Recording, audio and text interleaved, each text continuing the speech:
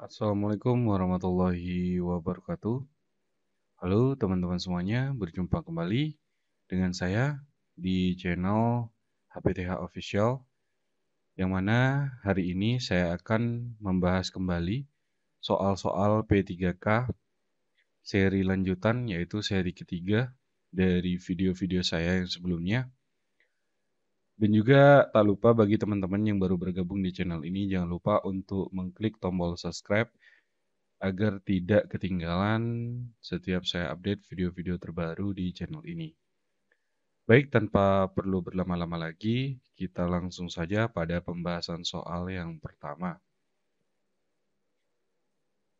Yang dimaksud bahwa manusia sebagai makhluk fisik adalah A. Karena manusia memiliki otak jantung yang masing-masing anggota badan satu sama lain dihubungkan melalui susunan saraf yang sangat kompleks.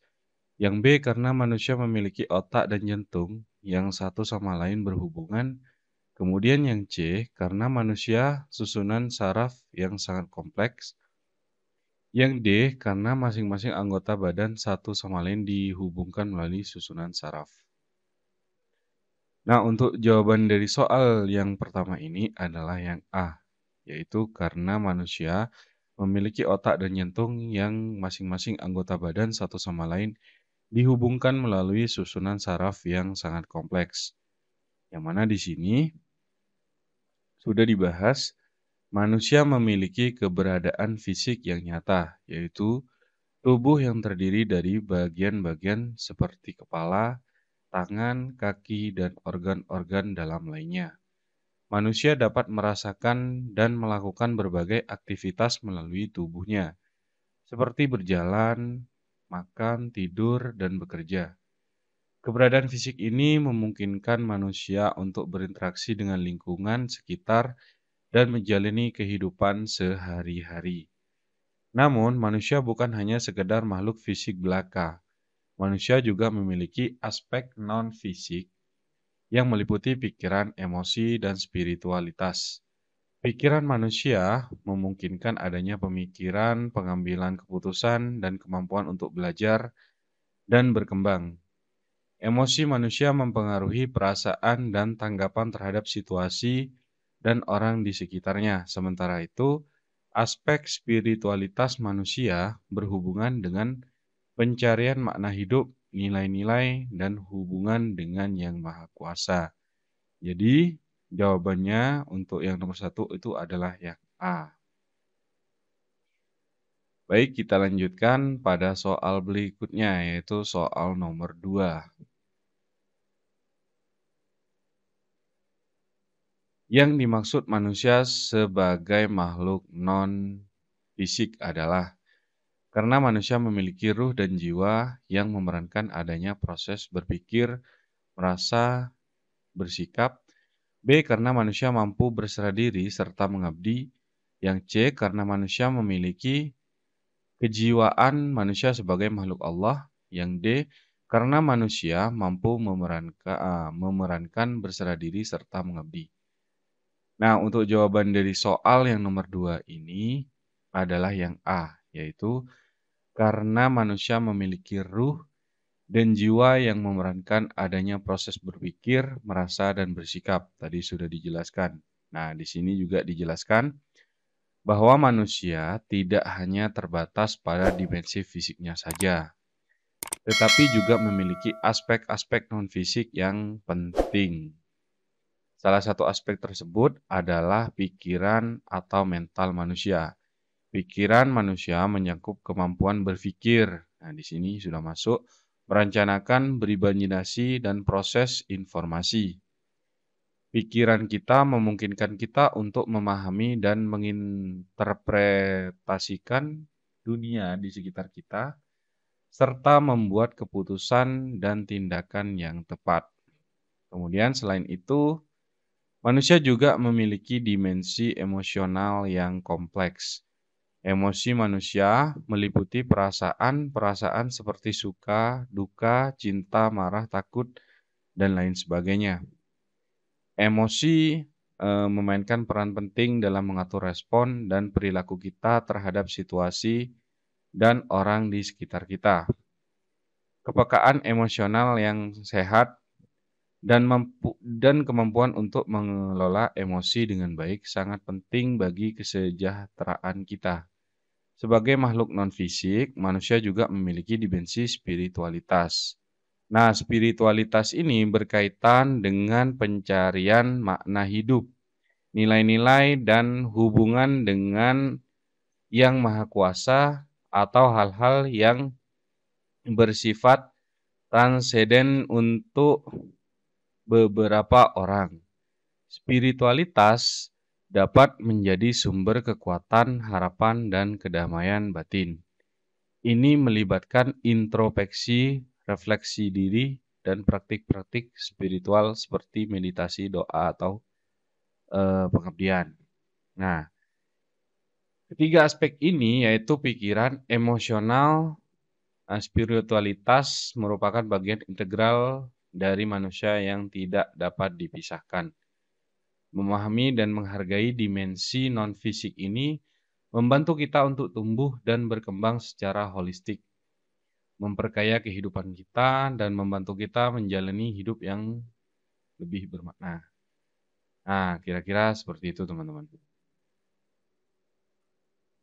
Baik, kita lanjutkan pada soal berikutnya, yaitu soal nomor 3. Yang mana di sini sudah ada, agama Islam mempunyai pandangan tertentu tentang manusia. Hakikat manusia menurut pandangan Islam adalah A. Manusia adalah makhluk hidup dan makhluk sosial. Yang B.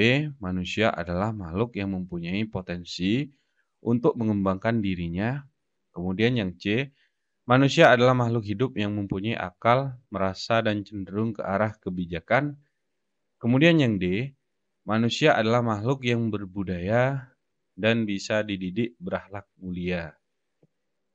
Jadi untuk jawaban ini adalah yang C, yaitu manusia adalah makhluk hidup yang mempunyai akal, merasa, dan cenderung ke arah kebijakan. Nah, di sini sudah ada penjelasannya, sangat panjang sekali, bahwa manusia adalah makhluk ciptaan Allah Subhanahu wa Ta'ala yang diberi keistimewaan dan tanggung jawab sebagai khalifah di bumi. Dalam pandangan Islam, hakikat manusia didasarkan pada keyakinan bahwa manusia diciptakan oleh Allah dengan tujuan yang jelas dan memiliki potensi untuk mencapai kesempurnaan. Nah, di sini sudah masuk ya, yang jawaban nomor 3 itu. Kemudian, manusia dalam Islam dipandang sebagai makhluk yang terdiri dari tubuh jasmani dan ruh spiritual. Tubuh jasmani merupakan wadah yang sementara bagi ruh yang abadi, serta menjadi sarana untuk beribadah dan menjalankan tugas-tugas dunia. Ruh manusia dikaruniai oleh Allah dengan akal, hati, dan fitrah yang memungkinkan manusia untuk mengenal, beribadah, dan berinteraksi dengan Allah serta sesama makhluknya. Nah, sampai di sini saja sudah sangat jelas ya teman-teman semuanya. Baik, kita lanjutkan saja pada soal berikutnya, yaitu soal nomor 4. Dalam Al-Quran disebutkan walaqad karomna bani Adam. Ayat ini menunjukkan bahwa A. Manusia sebagai makhluk sosial, B. Manusia sebagai makhluk psikologis, C. Manusia sebagai makhluk unggulan, D. Manusia sebagai makhluk yang mampu berpikir. Nah, di sini untuk jawabannya itu adalah yang C, yaitu manusia sebagai makhluk unggulan. Yang mana di sini sudah dibahas, Allah telah memberikan harga diri kepada manusia. Ayat ini dapat ditemukan dalam surat Al-Isra ayat 70. Ayat tersebut berbunyi, dan sesungguhnya kami telah menghormati anak-anak Adam. Ayat ini menunjukkan bahwa Allah memberikan nilai kedudukan yang mulia kepada manusia, membuktikan bahwa setiap individu memiliki keistimewaan dan martabat yang tinggi. Nah, kurang lebih seperti itu, teman-teman. Baik, kita lanjutkan saja pada soal berikutnya, yaitu soal nomor 5. Agama Islam memberikan gambaran tentang hakikat manusia sebagai makhluk yang sempurna. Maksud pernyataan tersebut adalah A. Manusia dapat berjalan di atas dua kakinya dan mempunyai panca indera. Yang B. Manusia yang dalam segala tingkah lakunya selalu ingat kepada Allah. Yang C. Manusia dengan akal mampu membudidayakan masyarakat. Yang D. Manusia tingkat kehidupannya di samping ditentukan oleh akal juga oleh bisikan hati nuraninya. Jadi jawaban dari soal nomor 5 ini adalah yang D, yaitu manusia tingkat kehidupannya di samping ditentukan oleh akal juga oleh bisikan hati nuraninya. Di sini dijelaskan bahwasanya agama Islam mengajarkan bahwa manusia adalah makhluk yang memiliki potensi dan kemampuan yang luar biasa. Dalam pandangan Islam, manusia diciptakan oleh Allah sebagai khalifah di muka bumi yang diberikan akal hati nurani, kehendak bebas, kemudian tanggung jawab untuk menjaga dan memanfaatkan segala yang ada di alam ini. Jadi jawabannya itu adalah yang D. Baik, kita lanjutkan pada soal berikutnya, yaitu soal nomor 6. Tujuan menjelaskan asal kejadian manusia dalam Al-Quran adalah menggambarkan A. Manusia dibuat dari tanah dan nanti akan kembali menjadi tanah. Kemudian yang B. Manusia unsur-unsur jasmaninya terbuat dari unsur zat yang ada dalam tanah. Kemudian yang C. Manusia memerlukan dan menyenangi tanah sebagai lahan hidupnya. Yang D.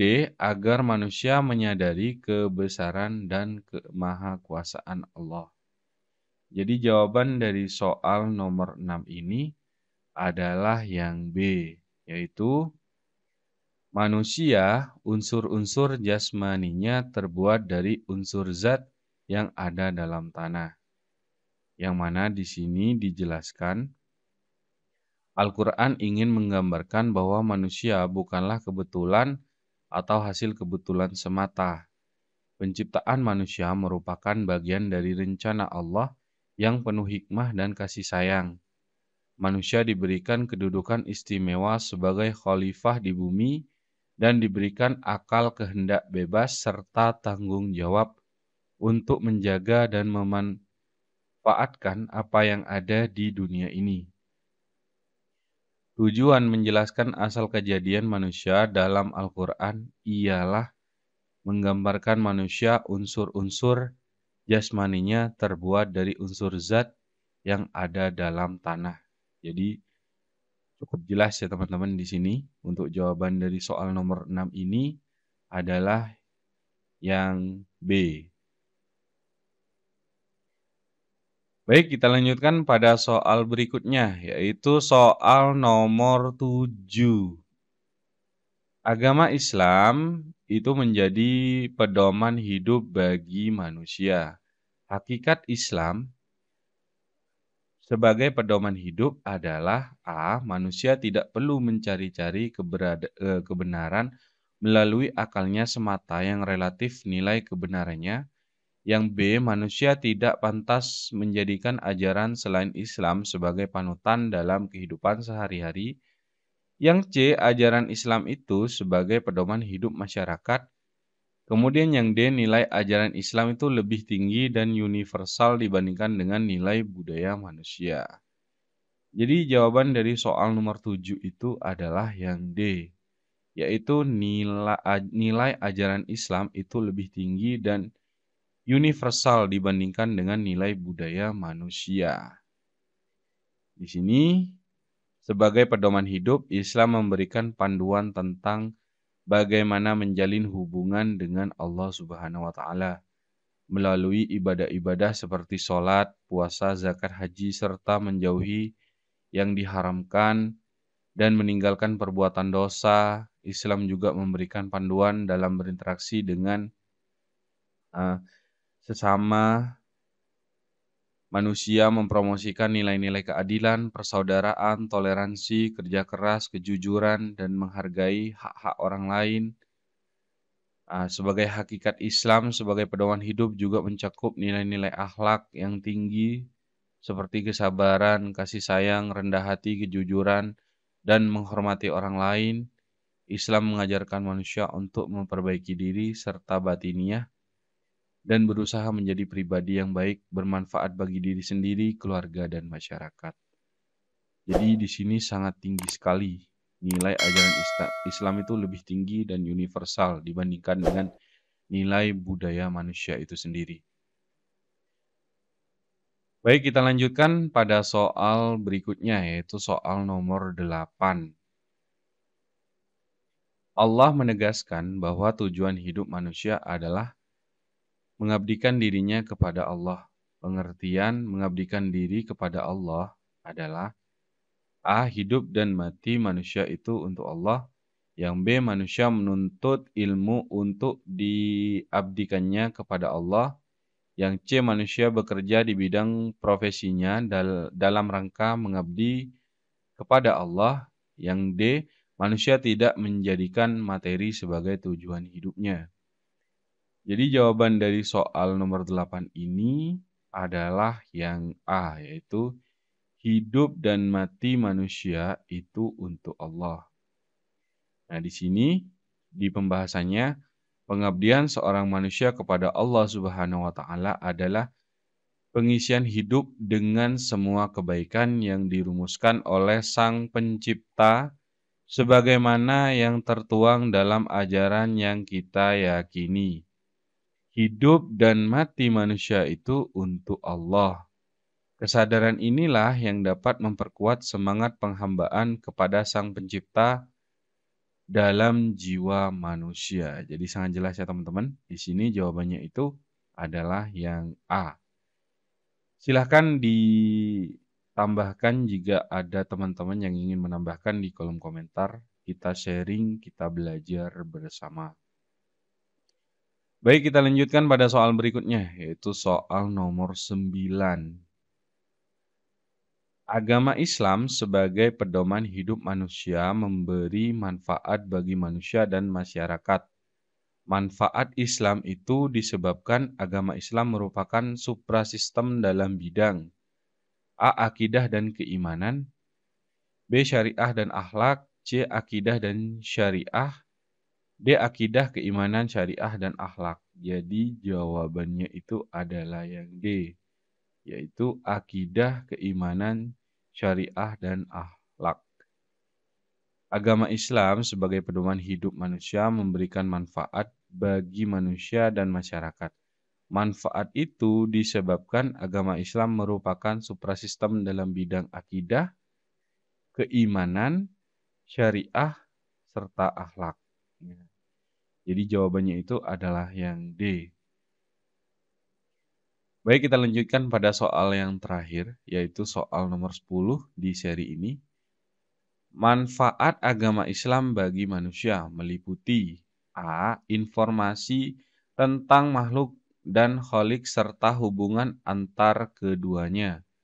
B. Petunjuk tentang yang baik dan buruk, benar dan salah, serta perintah dan larangan.